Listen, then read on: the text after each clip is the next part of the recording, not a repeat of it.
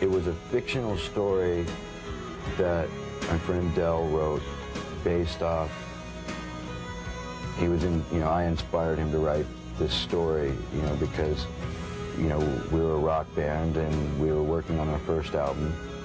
It wasn't even out yet.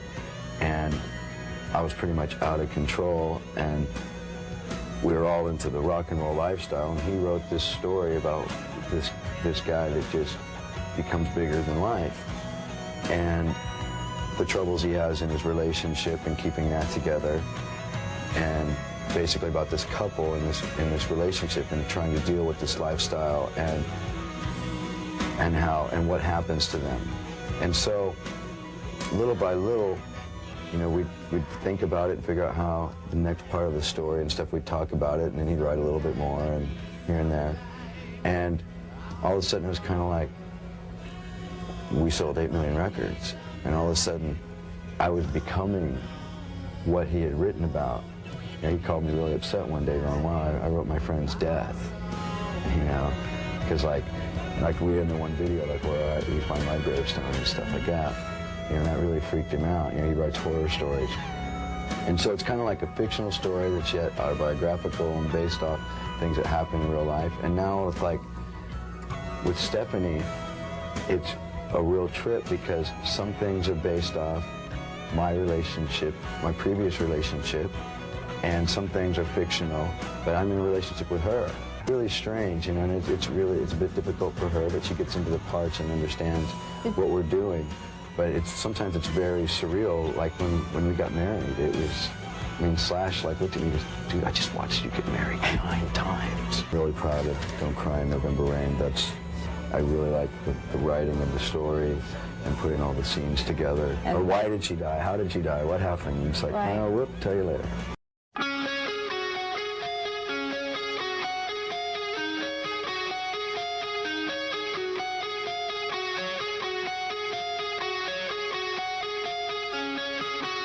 When I came up with the Sweet Child, the main riff in the beginning, it was a joke.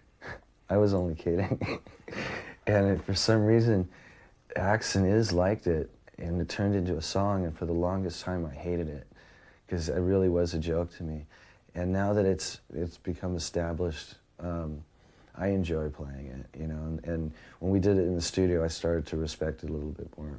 But when we were rehearsing it, I used to cringe every time that the name of that song came up.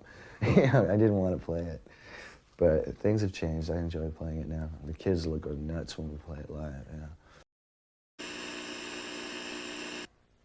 We didn't always have that. We started the tour, and I should hope we are polished, as you say, because we have been on tour for 2 years now.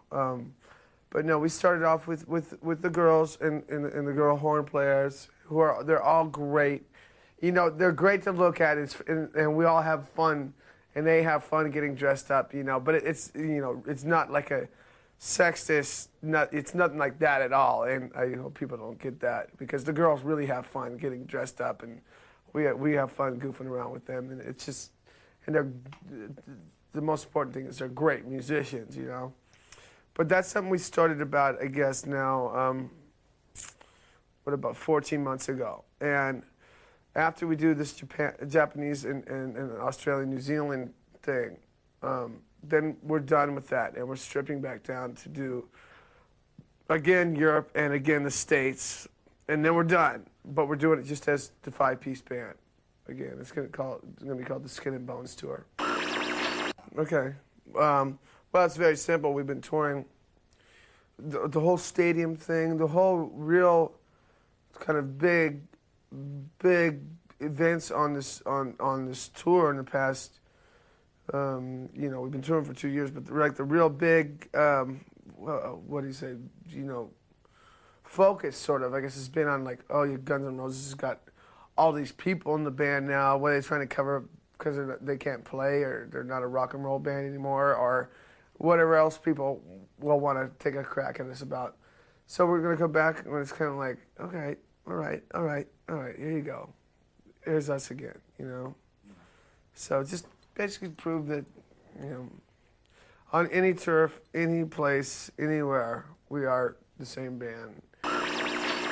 Purse, Jeff Beck, Aerosmith, Lenny Kravitz. A beautiful time. But South America, you know, they're very religious down there. This is heavy. They're very, very, very Catholic. Now, in November Rain has been like #1 down there for a year or something, or more than a year. And it's kind of like their anthem. I forget, I think it was Colombia or something. It's kind of like, and they're very religious, right? And it just started raining when November Rain started. And these people just freaked. They're all doing like this and like, oh, wow, and praying. And it was really heavy. And it just started